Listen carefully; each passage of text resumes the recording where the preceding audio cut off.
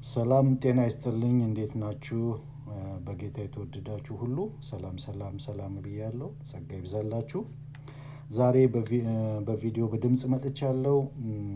በስዕላት ጉዳይ ላይ ሰሞኑን በጣም ብዙ እንትን ሲባል በነበረው ጉዳይ ላይ ከቤተ ክርስቲያን ታሪክ አንጻር እና ከሉተራን ስታንድ አንጻር አጠር ያለ እንኳን አልለውም፣ ምናልባት ሁለት ሶስት ክፍሎች ሊኖሩት ይችላሉ። በዚሁ በዛሬው ሳስቀምጥ ማለት ነው፣ ሪከርድ ሳደርግ በእነዚህ ክፍሎች ለማስቀመጥ እሞክራለሁ።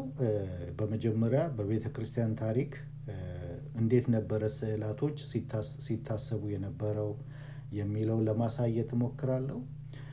ከዛ በኋላ ደግሞ የሉትራን ስታንድ ስዕላትን በተመለከተ የቱጋ ነው የሚለውን ኮንፌሽናችንን በመጥቀስና ሰርቪስ ቡካችንን በመጥቀስ ለማስቀመጥ እሞክራለሁ በመጨረሻ ማለት ነው። በመጀመሪያ ከቤተ ክርስቲያን ታሪክ አንጻር ስዕላቶች እንዴት ነበረ የቤተ ክርስቲያን አባቶች ሲመለከቱ የነበረው የሚለውን በሶስት ካታጎሪ ከፍዬ ነው የምመለከተው። የመጀመሪያው ካታጎሪ የመጀመሪያዎቹ 300 ዓመታት ወይም እስከ 4 ሴንቸሪ ድረስ የነበሩ አባቶች ስዕላትን እንዴት ነበር ሲመለከቱ የነበረው፣ ለስዕላት ያላቸው አመለካከት እንዴት ነበር የሚለውን የምናይበት ነው። ሁለተኛው ደግሞ ካታጎሪ ከ4 ሴንቸሪ ጀምሮ እስከ 787 ኤዲ ድረስ እስከ ሁለተኛው የኒቅያ ጉባኤ እስከተወሰነበት ጊዜ ድረስ ወይም ደግሞ እስከ 7ኛው ኢኮኖሚካል ካውንስል ድረስ እንዴት ነበረ ሲታሰብ የነበረው፣ በቤተ ክርስቲያን አባቶች ዘንድ ቅዱሳን ስዕላት እንዴት ነበረ ሲታዩ የነበረው የሚለውን እናያለን። ሶስተኛው ካታጎሪ ደግሞ ከ7ኛው ኢኮኖሚካል ካውንስል በኋላ የተካሄደው ሁለተኛው የኒቅያ ጉባኤ በ787 የተካሄደው የተወሰነ ውሳኔ አለ እዛ ቦታ ላይ። ከዛ በኋላ ያለውን ሁኔታ ለስዕላት ያለው ሁኔታ ደግሞ በሶስተኛ ካታጎሪ ላይ የምናስቀምጠው ይሆናል ማለት ነው። ያንን ካየን በኋላ የሉትራን ስታንድ የቱጋ ነው የሚለውን ደግሞ እናያለን። ሉትራን ከሶስቱ ስታንዶች ከመጀመሪያዎቹ ከመሃሉ ወይስ ከመጨረሻው ጋር ነው ያለው? የሉትራን ስታንድ የቱጋ ነው የሚለው ኮንፌሽናችን ምን ይላል፣ ሰርቪስ ቡካችን ምን ይላል የሚለውን መጨረሻ ላይ እናያለን ማለት ነው። ኦኬ፣ ከመጀመሪያዎቹ የቤተ ክርስቲያን ታሪክ በምንነሳበት ሰዓት በመጀመሪያ ክፍል የማየው በመጀመሪያዎቹ በ300 ዓመታት እስከ 4 ሴንቸሪ ድረስ በነበረው የቤተ ክርስቲያን ታሪክ ውስጥ የቤተ ክርስቲያን አባቶች ስዕላትን እንዴት ነው ሲመለከቱ የነበሩ፣ ለቅዱሳት ስዕላት የነበራቸው አመለካከት እንዴት ነው የሚለውን በምንመለከትበት ሰዓት በመጀመሪያዎቹ 300 ዓመታት እስከ 4 ሴንቸሪ ድረስ ቅዱሳት ስዕላትን ማምለክ አይደለም፣ መስገድ አይደለም፣ መሳም አይደለም፣ በእነሱ ፊት ቆሞ ኢንቮክ ማድረግ አይደለም፣ ቅዱሳት ስዕላት ወደ ቤተ ክርስቲያን እንዳይገቡ አጥብቀው የተከላከሉበት ጊዜ ነበረ። በመጀመሪያዎቹ 300 ዓመታት እስከ 4 ሴንቸሪ ድረስ ማለት ነው። አባቶችን ስንመለከት በዛን ጊዜ የነበሩ አባቶች ስዕላት ወደ ቤተ ክርስቲያን እንዳይገባ አጥብቀው የተከላከሉበት ጊዜ ነበረ። 7 ማስረጃዎችን እናያለን። የመጀመሪያው ኢራኔስ ነው። ኢራኔስ ስዕሎችና ቅርጻ ቅርጾች በኖስቲካውያን ዘንድ የነበረ እንደሆነ ይናገራል። ስዕሎች፣ ቅርጻ ቅርጾች በማን ዘንድ የነበረ? በኖስቲካውያን ዘንድ የነበረ እንደሆነ መነሻቸውን መገኛቸውን ኢራኔስ ይጠቁመናል። አጌንስት ሄሬሲስ ቡክ 1 ቻፕተር 25 ሴክሽን 6 ላይ አንዳንድ ግኖስቲኮች በተለይም ይላል የካርፓክራተስ ተከታዮች በጴንጤናዊ ጲላጦስ ከተሰራው የክርስቶስ አምሳል የተገኙ ናቸው የሚሏቸውን ምስሎች እንደያዙ ተናግሯል። በዚህ ቦታ ላይ ማለት ነው። ኢራኔስ የካርፓክራተስ ተማሪ የሆነች ማርሴሊና እነዚህን ልማዶች ወደ ሮም እንዳመጣች ተናግሯል።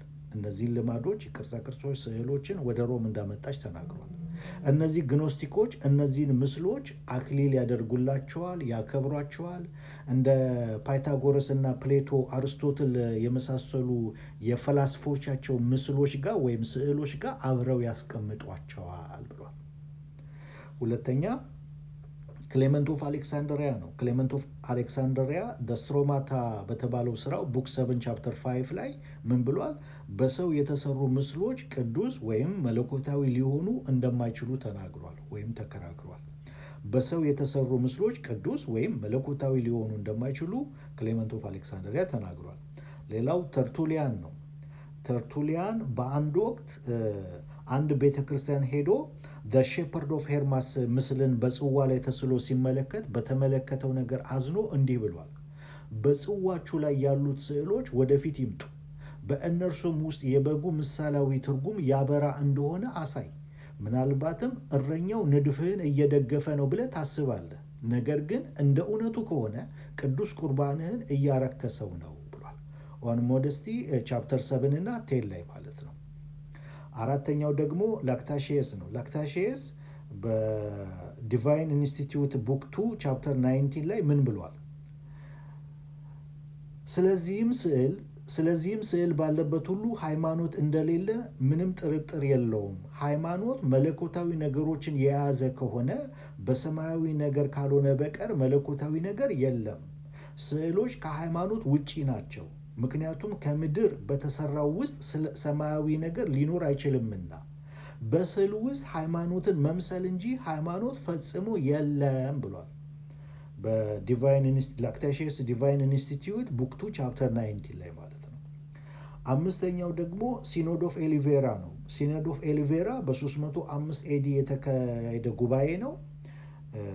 ካነን 36 ላይ እንደዚ አይነት ውሳኔ ያስተላልፈዋል። በቤተ ክርስቲያን ውስጥ ምንም ስዕሎች አይኖሩም፣ የሚመለከውና የሚሰገድለት በግድግዳው ላይ እንዳይሳል። በቤተ ክርስቲያን ውስጥ ምንም ስዕሎች አይኖሩም፣ የሚመለከውና የሚሰገድለት በግድግዳው ላይ እንዳይሳል ብሏል። እንግዲህ የጥንቷ ቤተ ክርስቲያን ጉባኤ ሁሉ ጠርታ ማለት ነው በስፔን እንደዚህ አይነት ውሳኔዎችን ስትወስን እናያለን ማለት ነው። ስድስተኛ በንጉስ ኮንስታንቲን ጊዜ ክርስትና ሌጋል ሃይማኖት ከሆነ በኋላ የንጉሱ እህት ኮንስታንሺያ የጌታችን የኢየሱስ ክርስቶስን ስዕል እንዲያመጡላት ወደ ሲዛሪያ ዩሲቤስ መልእክት በላከች ጊዜ ዩሲቤስ የመለሰላት መልስ አለ። ዩሲቤስ ቢሾፕ ኦፍ ሲዛሪያ ሌተር ቱ ኮንስታንሺያ በሚለው ጽሑፉ ላይ ማለት ነው በሰማይ ካለው ወይም በታች በምድር ካለው ነገር ምንም ምሳሌ እንዳይሆን እግዚአብሔር ሕግን ያስቀመጠበትን ክፍል ረስተሻልን? በቤተ ክርስቲያን ውስጥ ወይም ከሌላ ሰው እንደዚህ ያለ ነገር ሰምተሽ ታውቂያለሽ? እንደዚህ ያሉ ነገሮች በዓለም ዙሪያ ካሉ አብያተ ክርስቲያናት አልተወገዱም? እንዲሁም አልተገለሉም? እና እንደዚህ አይነት ልማዶች ለእኛ እንደማይፈቀዱ የታወቀ አይደለምን? ብሏታል ዩሲቤስ ቢሾፕ ኦፍ ሲዛሪያ ሌተር ቱ ኮንስታንሺያ። ሰባተኛው ከኒቄ አባቶች አንዱ የሆነው የቤተ ክርስቲያን አባት ኤጲፋነስ ምን አለ? አናብላታ ወደሚባል ትልቅ ቤት መጣው። እያለፍኩ ሳለ አንድ መብራት እዚያ ሲበራ አየው። ቦታው ምን እንደሆነ ስጠይቅ ቤተ ክርስቲያን እንደሆነ አወቅኩኝ። ለመጸለይም ገባው። በዚያም በቤተ ክርስቲያን ደጆች ላይ ቀለም የተቀባና የተጠለፈ መጋረጃ ተሰቅሎ አገኘው። የክርስቶስ ወይም ከቅዱሳን የአንዱ ምስል ነበረበት። ምስሉ የማን እንደሆነ በትክክል አላስታውስም። ይህንን እያየው የቅዱሳት መጽሐፍትን ትምህርት የሚቃወም የሰው ምስል በክርስቶስ ቤተ ክርስቲያን መሰቀሉን ጠላሁ፣ ቀደድኩት። ጠባቂዎቹን ለአንድ ምስኪን ሰው ከፈን አድርገው እንዲጠቀሙበት ነገርኳቸው። ኤጲፋነስ ሌተር ቱ ጆን ኦፍ ጀሩሳሌም እዛ ላይ እናገኛለን። እንዲሁም የኤጲፋነስን ስራዎች ጀሮም ፕሪዘርቭድ አድርጓቸዋል፣ ለኦሪገን የጻፋቸውን ደብዳቤዎች እንዲሁም ደግሞ ይህንን ለጆን ኦፍ ጀሩሳሌም የጻፈውን ደብዳቤ ፕሪዘርቭድ አድርጎታል። ስለዚህ በሌተር 51 ላይ እናገኘዋለን ይህንን ስራ ማለት ነው።